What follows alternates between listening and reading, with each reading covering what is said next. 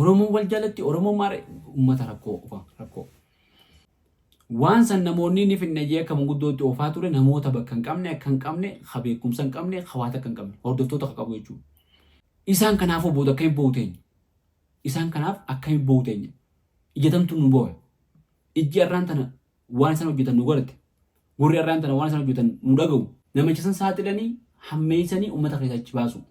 Sooshaal miidiyaan irra fitu jiru kana ilaalee namni keenya bayyinachuu qaba jechuudha. Maaliin godhu jira jechuudha. Gocha ati irra gootu kanaaf fuuldura rabbiittis guyyaa tokko itti gaafatamta. Ilma namaa fuuldura ilma namaattis guyyaa tokko itti gaafatamu teessa. Namoota nama arrabsuu hin beekamu. Namoota gocha suukanneessaa hojjechuu hin beekamu. Nama safuu cabsuu hin beekamu. Namootuma kana jechuudha hordoftoota heddummaatu. Akka Amaaraatu Amaara kana godhee waan jedhan agartanii isin. Warri Gojjaamii fi Gondar qaba Amaarri. Bakka adda addaa qaba. Amaara kanaatu kan akkana godhee waan jiru yoo dhageessan naa himame. Gosa ati silaa faarsitu kan keessa humna qabaatee, qabeenya qabaatee, beekamtii qabaatee takka isan fayyadu jechuudha. Wanti ati bakkuma teessee gartee abbaatti taatu gosummaa, gandummaa, gostana waan ta'eef, ganda kana waan hin ta'eef, godina kana waan hin ta'eef, awwarra kana waan hin ta'eef jettee kan ila ishee dandeessaa jiru dandeettii teetiin nama jabaa taateef dandeessee jiraachuu dadhabdee. Marii guddaa gootanii akka Oromootti, akka Islaamaatti, akka ilma namaatti tokkummaa uummata kanaa jabeessuun jira. Furmaanni maalii? Mee furmaanni maal ta'uu qabaa? Akkamitti wanni kun furamuu danda'a? Kabajamtoota daawwattoota kan akkam jettan nagaa fayyaadha. Kun Baarkoo Miidiyaadha. Baarkoo Miidiyaan akkuma ammaan dura isin dabarsaa turetti sagantaa garaagaraa dhimma siyaasaa, diinagdee fi hawaasummaa irratti qabatee ragaa hundaan isin dhiyeessaa tura. Waan irraan irraa dubbannu waan akkaan fardiitii dhimma torban kana keessa gartee ajandaa fardiitee deemu jiru. Dhimma obbolummaan lamaan, obboleeyyan lamaan, ilmaan haadha takka, ilmaan abbaa tokko, ilmaan biyya takka, ilmaan amantii takka, ilmaan saba tokko, ilmaan gartee hojii jireenya waliin jireenya isaa fooyyeffachuu jecha waliin biyya isaatii bahee biyya namaa keessa, gaara keessa, gammoojjii keessa, baddaa keessa, roobaa fi aduu keessa, qorraa qabbana keessa waliin jiraachuu jiru. Kagartee yoo dheebotee waloo baasu, yoo beelee wal nyaachisu, yoo gartee rakkate rakkoo wal baasu, yoo dhukkubsate wal dhukkubsachiisu. Rakkoo isaanii sanirraa dubbanna. Maaltu isaan gidduu seenee, maaltu walitti garaa jabeessee, maaltu walitti hidhamsee waan jiru dubbanna. Akkuma isin hundinuu quba qabdanitti torbaan dabaree kana keessa obboleeyyan keenya kan gartee Arsii fi Harargeedha. Badii tokko malee amma duraas yeroo ji'a muraasa dura waldhabbiin akkasii uumamtee lubbuun namaa baatee qabeenyi badee namni qaamaa miidhamee akkaataa safuu fi gartee eenyummaa uummata Oromoo gartee maalummaa uummata Oromoo faalleessuun muka qaamatti wal dhiibuun lubbuu walii baasuun akkaataa gartee fokkisaa gocha ilmi namaa namarratti hin hojjenne gocha suukanneessaa kan amantiidhaan hin deeggaramne kan gartee aadaan hin deeggaramne kan namummaan hin deeggaramne gocha fokkisaa uummata keenyarraan eeggamne uummatuma addunyaa tokkorraa waan eeggamne warra raawwachaa turan jechuudha akkuma quba qabdanitti. Ammas waan saniitu haaree deebi'ee gocha akkasii warra raawwatanii gocha suukanneessaa gocha badaa ilmi namaa namarratti hojjenne kan bineensarratti hojjenne ilma namaa qaama isaa muruudhaa fi ilma namaa makiinatti harkisanii ajjeesuu makiina dhawanii makiinaan harkisanii ajjeesuu fa'aa raawwataa jiranii jechuudha.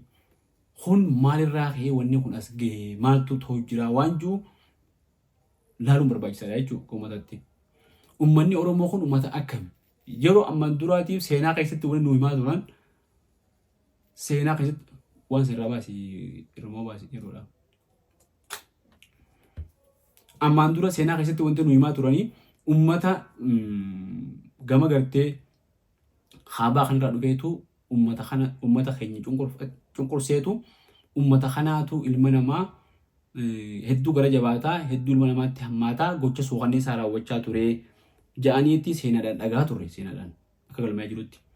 Garuu qabatamaa nama wanni argu jiru hammeenyi isaanii akka jiru ta'ee diinni uummata keenyaa diinni Oromoodhaa Oromoo akkatti argu jira jechuudha.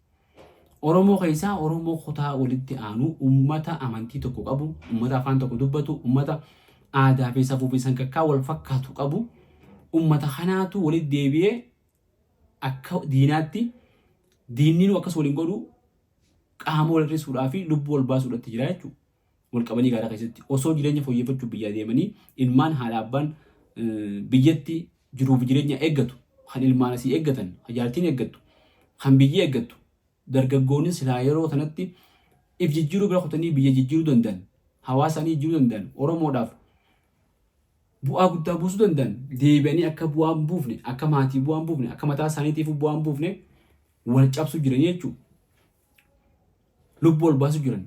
Lubbuu asitti roorroodhaan dheefa biyyaa ba'an. Tan miskiinummaan dheefa biyyaa ba'an.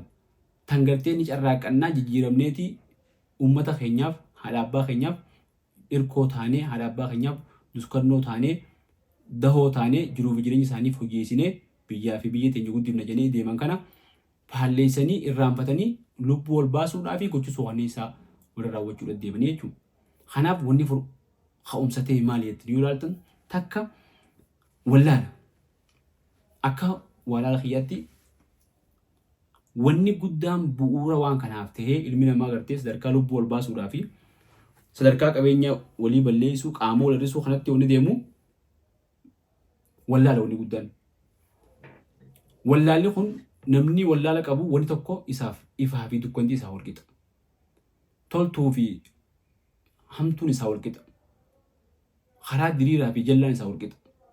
Haruma inni deemu jirutu karaatti fakkaataa jechuudha. Akkamitti wanni akkanaatu eegalamte wallaalli kun. Dargaggoonni biyyaa ba'an kun hedduun isaanii warra barumsa ammayyaa kanaas barumsa diinis barumsuma waan jedhamu kanaa'u hedduun baratin. Kana namni hundinuu nama ganda keessanii deeme laala. Nama gartee yeroo barattutti illee nama ga'umsaatii fi cimina hin qabne hedduun. Namni karaa adda addaatiin deemu kun jechuudha. Namni kun yeroo barachuu qabutti waan hin baratiniif boodatti hafummaa qaba, wallaala qaba. Wallaalli kun ammoo karaa dabsan daba. Wallaala isaa qabu kana isaa gartee eenyummaan maali? Gosummaan maali? Gandummaan maali? Faayidaan ganda tokko ati ta'uudha. Ganda san fayyaduu qabdu gama kamiini. Uummata tokko keessa dhalattee gosoota keessaa waan dhalatteef gosa san gamamiin fayyaduu qabda, gamamiin gosa san tinnisuu qabda. Gosa san bakka buutee wanni ati godhuu qabdu maali osoo hin beekne biyyaa baanii jechuudha wallaala kanaan. Kanaaf gosoota keessaa hogguu baatee ati gosa tana ta'uun gosa san xiqqeessuudha jedhamee yoo si himame. Yoo gartee ati eenyummaa ta'eetiin gandi kun ganda biraa ni caalaa gandi keessan kun. Kanaafuu ganda biraa miidhaa qaamaa irraan ga'uun, miidhaa saayikoloojii irraan ga'uun, dhiibbaa irra gootee olaantummaa agarsiisuu qabdaa jedhanii irra fe'an karaa san deemaa jechuudha wallaalaan kun. Waan kanaatu mul'achuu jira. Kalamadaa waan kana akka gartee ibiddi kun qaceellotti balbala warri godhan daldaltoota jira. Daldaltoota gosummaadhaa fi gandummaa jira. Warreen kun rakkoo isaan mudatte miidhaa fi walirraan ga'an dhuunfaadhaan namoota fi waliin bu'e sababa namni lama fi waliin bu'aniin waliin bu'insa kana dhuunfaa godhuu diddaaf tumsa barbaadaaf tooftaadhaaf ganda waan ta'aniif akkana godhan jee gandaa bandoo libbuusa.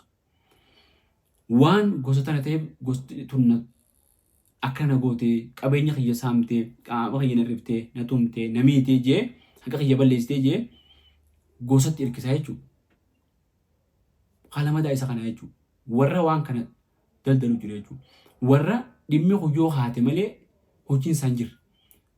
Yoo akka hojiitti qabatee jara kana waliin buuse miidiyaa hawaasaa irrattis hordoftoota argata, galii jira argamtu argata, buusii adda addaa argata, waan adda addaatiin jiruuf jireenya isaa hojjetaa jechuudha. Namni kun yoo rakkoon tun uumamuu baatte waan godhu kabiraan qabu jechuudha. Kanaaf waan kana dalaga. Kabiraa sooshaal miidiyaadha. Sooshaal miidiyaan uummata wallaalaa kana uummata karaan jalaa badee karaa deemu wallaalee jiraatu kana karaan kana akkanaaf akkana jiraatanii ja'anii hordoftoota hedduu namoonni qabu. Namoonni beekamtii gurguddaa qaban, kan beekumsa qaban heddummaatanii ajandaa uummanni kun jala deemu uumanii fi tokko lama sadii jechaa barsiisuu haa taatu, gorsuu haa taatu, qajeelchuu haa taatu, daldala haa taatu bobbaasanii akka gartee nama beelladaa caraa qabee deemuutti qabanii deemuu yoo baatan akkuma gartee beelladaa dutteetti dutanii utaalanii karaan fedhan deeman jechuudha. Miidhaa miidiyaan hawaasaa fideetu gama kanatti hedduu gumaacha guddaa buusee jechuudha. Yoo ammaan dura harkaa turtan yeroo wallabbiin amma dura turte namuu TikTok warra wal fidanii nama hidhanii kaayanii kaan gubbaa dhaabbatanii kaan qawween gubbaa dhaabbatanii kaan ableen gubbaa dhaabbatanii gocha suukanneessaa san kallattiidhaan dabarsaati wal miidhaa turan yoo harka turtan jechuudha. Gocha suukanneessaa pilaatfoormiin TikTok kun namaan hayyamne viidiyoo cufanii wal boochisaa wal hiisisaa turan harkaa turtan tokko tokkotti. Gocha san akka akkas godhan yeroo isaan gocha san raawwatan turtiin hanga isaan jira turan kafaltii isaanii kafalamuu jira. Giftii fi waan adda addaa jalaatti ol darbamtu jira. Warra gartee hooliyyuma akka isaanii warra gartee akkuma isaaniitti wallaala keessa badee wallaala isaaniis firra wallaalee beekaadhaaf ta'u. Kan hordoftoota hedduu qabu achuun tun macheessite kan wallaale hadoote akkanaa kanaa jira jechuudha biraa taa'ee giftii kan. Isaan kun wal qabatanii haalli waliin oreen jechuudha. Faayidaa tanaa jecha nama ajjeesuus taatu nama miidhuus taatu waan fedhan hunda ni raawwatan jechuudha kun. Miidiyaa hawaasaa irraa bu'aa argachuudha jecha miidiyaa hawaasaatti dhimma ba'uudha jecha ajandaa miidiyaa hawaasaa irraa dhabuudha jecha gama kanaan deeman jechuudha. Osoo ajandaa miidiyaa hawaasaa kun kan yeroo hunda isaan shaakalu kan yeroo hunda gartee faayidaa isaanii kan namoonni bebbeekamaan beekumsa qaban jiraatanii akka hordofan godhamanii gama kanatti kanatti hin deemu jechuudha. Mee uummata biraa laala. Mee uummanni biraatis Itoophiyaa keessa numa jira. Kabiyya Itoophiyaa keessa deemes numa jira.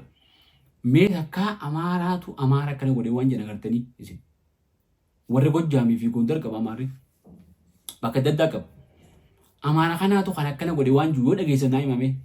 Oromoon wal jaalatti Oromoon maara uummata rakkoo. Akkamitti namni nama akka isaa nama amantiidhaan tokkoo gandaan tokkoo waa hundaan tokkoo diinummaa walitti hin qabanii gocha akkasii irra raawwata. Mee maddii lallaala namni beekame kabiraa maal godhu jira uummanni biraa oguu beekaman miidiyaa hawaasaa irratti daldala deebisaniiti daldalatan. Yaada fedaniiti mari'atanii yaada gartee fedanii yaada san irratti bifa gartee sibiilaayiz taateen wal mormanii waan uummata isaanii fayyadu godhan.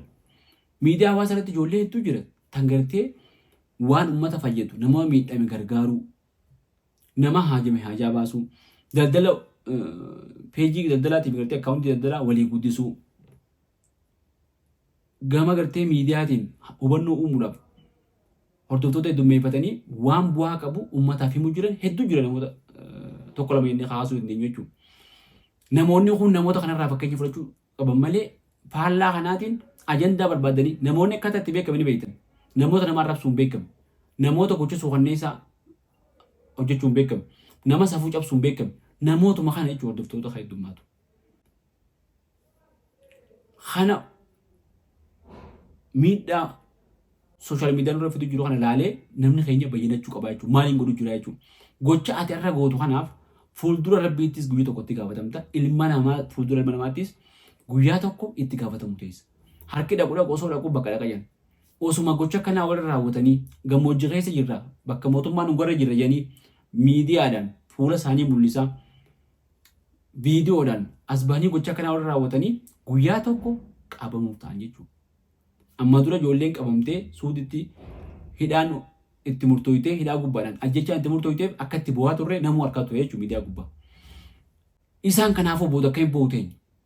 Isaan kanaaf akka hin booteenya. Ijjatamtu nu boo'e. Ijji arraan tana waan isaan hojjetan nu godhate. Gurri arraan tana waan isaan hojjetan nu dhaga'u. Boru akkamitti isaan kanaaf yoo gartee isaan waataan illee akkamitti namni raawwatallee isaanii kadhata. Wanni kun si yaachisu qabdi jechuudha. Kabiraa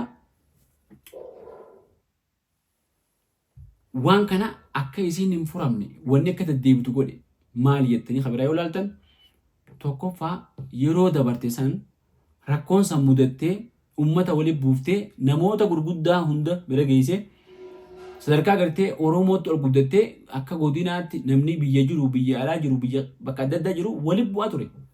Yaadaan jechuun ilmi namaa hundinuu hoggoo gartee tuqamtee tuqaa sanirraa qaamni keessi sosso'a jechuudha. Dubbachaa ture ilmi namaa hundinuu. Waan san silaa bu'uurarraa namoonni beekumsa qaban namoonni jajjabaan furmaata akka hannuu qaban gatta'anii wal mari'atanii namoonni gartee bakka qaban ka gartee amanamummaa qaban. Waan san namoonni ni finna jee akka manguddootti oofaa ture namoota bakka hin qabne akka hin qabne ka beekumsa hin qabne hawaasa akka hin qabne hordoftoota akka qabu jechuudha. Abbuma gocha san raawwateetu deebi'ee manguddoos tahee gochuma akkasiisan manguddummaan xumura jechuudha. Manguddumaan gaafa xumure san ajandaa yeroo saniif isaa gahu galii yeroo san isaaf gahu harkatee dhaabuu danda'a. Gaafa galiin sun dhumtee gartee gochi sun dhume maas itti deebi'uu danda'a jechuudha namtichi kun. Wanni takka bu'uura irraa yoo furmaata harkatiin rakkoon isii furmaata harkachuun ulfaatti. Kanaaf lamadaas deebi'anii ammas wanni kanaa kun deebite jechuudha. Yeroo adda addaa deebite. Miidiyaa hawaasaa warri fayyadamu kun hedduun isaanii namoota gartee bilchina hin qabne namoota akka gara hin qabne waan ta'aniif jechuudha. Kanaaf wanni amma dura harkaa turtan yeroo adda addaatti namoonni lama yoo wal lolan namoonni wal xaraasu nama akkamii harkaa turtan. Nama mataa isaatu ifiifuu mataa isaa fitti araarsuu hin dandeenyeetu nama araarsuuf ta'aa ture. Harkaa turtan yeroo adda addaatti. Namoota kanaatu walitti bu'iinsa kun akka deddeebi'u godhu jira jechuudha. Namoonni silaa beekumsa qaban hordoftoota qaban ta'a yookaan dhageettii qaban ta'a yoo namoonni akkasii kan dubbatan taate ni arrabsan namoonni akkasii gartee yoo waan kanaaf furmaata yaada furmaata dhiyeessan uummanni barateen kun akka addunyaan jirtu quban qaban akkatti gartee seenaa akkatti namni irraa dhufe quban qaban waa hunda warra ni beeynetti beeku jechuudha. Waa hunda beeynetti beekan. Waahuma hin beeyneewu waahuma hin beeyneewu hin qabnutti beekan jechuudha. Waa hunda beeynaa isaaniitu hordoftoota waan qabanii jecha waa hunda beeka jechuudha. Amantii ni beekan abboota amantii ni arrabsan manguddoota ni arrabsan namoota siyaasaa ni arrabsan abbuma fedheewu kan sodaatan qaban jechuudha. Kanaatu akka uummanni kun wanyaatu godhu jira jechuudha. Itti fayyadamee. Inni biraa waan kanaaf furmaanni maalii? Mee furmaanni maal ta'uu qabaa? Akkamitti wanni kun furamuu danda'a? Jennee yoo wal gaafanne wanni kun furamuu danda'a jechuudha. Akka dhuunfaatti ati ilma namaati namarraa dhalatte yoo obboleessa kee akkas godhanni feeta mataa kee akkas godhanni feeta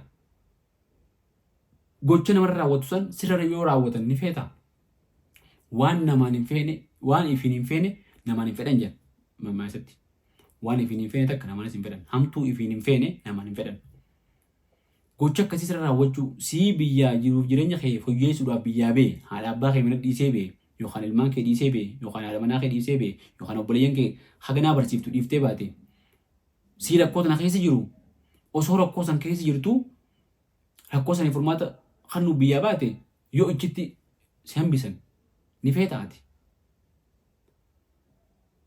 Gocha akkanaa sirra raawwatan ati dassi jaa si tola. Mee dhaabbadhaaf laala maallaqaa jecha beekamti jecha hin mul'isu jecha waan adda addaati jecha waan akkanaa akkamiin raawwatan. Mee ilma namaa ta'a fiddee biyaatiif dhageeffadhaa guutuu akka. Xiqqaa guddaan keessatti dhageeffadhaatiif bayyanadha. Mee ifumaafu maaltu akka nu godhee maal taane wanta akka namni hundi argutti hin jirre ijoolleen gaara keessa jirtu tun mootummaan hin jiru bakka san maatiin hin jirtu namni tokko bira hin jiru. Ijoolleen tun dawaa adda addaa fayyadamuu malti. Kan amma duraas yeroo gartee ijoolleen hidhamtetti akkaataa dubbannee gartee waan kana ijoolleen san akkamitti hidhamtee jennee jala deemnee guraallu dawaadhaa wajjin qabamanii qoricha sammuu namaa hojii wajjin qabamanii hidhamanii hedduun isaanii jechaa turan. Murteen takannantees waan san himaa turan.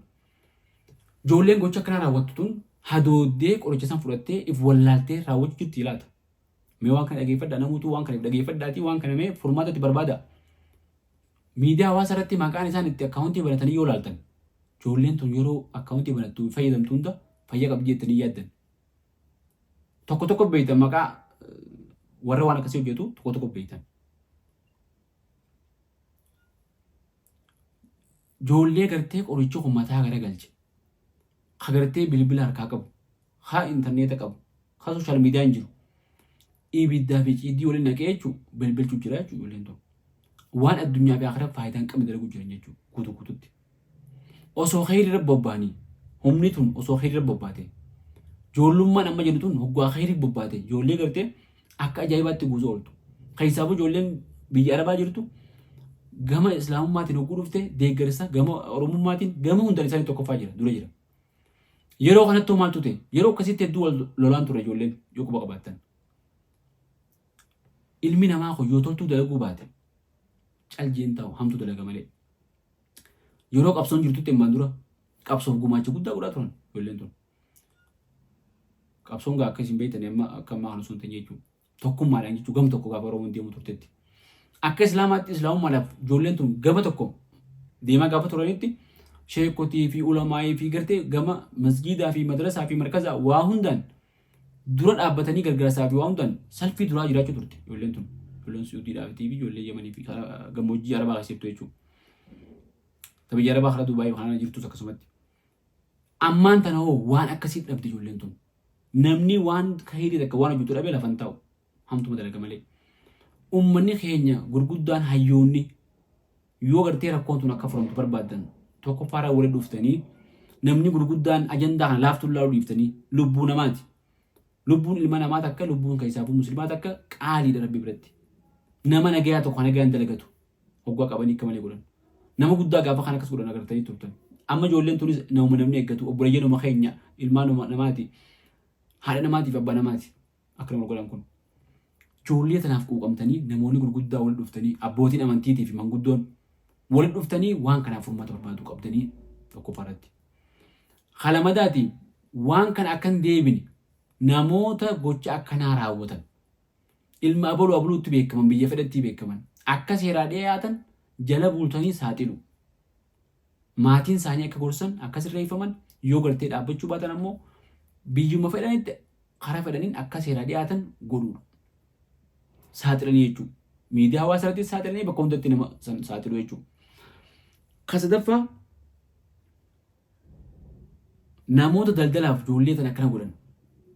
Namoota waliin nama buusan. Namoota folloowara argachuudhaaf hordoftoota jecha gochan taaneen gosa tokko tuqan yookaan gan tokko tuqan yookaan nama tokko tuqan namoota kana jala bu'anii hordofanii saaxiluudha uummata keenya keessaa baasu. Abaluu jedhanii ni beekamu namni yeroo ammaan kanatti jechuudha. Nama akkanaa jalqaba dura kaasee jedhanii miidiyaa hawaasaa irratti suguunni kaasee waan saasan irra kushubsu. Namicha san saaxilanii hammeessanii uummata keessaa achi baasu. Abaluu irraa kaatee dhimma kun jedhanii nama waan dhuunfaati jecha ganda lallabatu hunda orku. Namni hundi kaayyoo walii qabu gartee waan bareedu duratti walii yaamu malee akka gandummaadhaan hammeenyatti walii yaamne dhorkuudha jechuudha. Kabiraa kan dhumarraa jechuudha. Tokkummaa Oromootaan akka Oromootti akka Islaamaatti akka ilma namaatti tokkummaa cimsuudha. Tokkummaa akkamii cimsan? Ilmi namaa kun wanni wal dorgomuun akka amantii Islaamaatti namni wanti wal caaluun gandaanii miti, gosaanii miti. Beekumsaanii miti, humnaanii miti, qabeenyaanii miti. Sodaa Rabbiitiin. Rabbi sodaachuun akkami? Haqa Rabbii sodaattee eegu. Haqa ilma namaa Rabbi sodaattee firraa eegu. Wanti ilmi namaa wal caaluun waan kana jechuudha. Sodaa Rabbiitiin.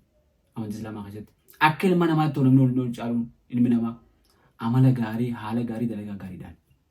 Wanti Rabbi duratti namni ittiin mizaanamuun boru dalagaa gaariidha.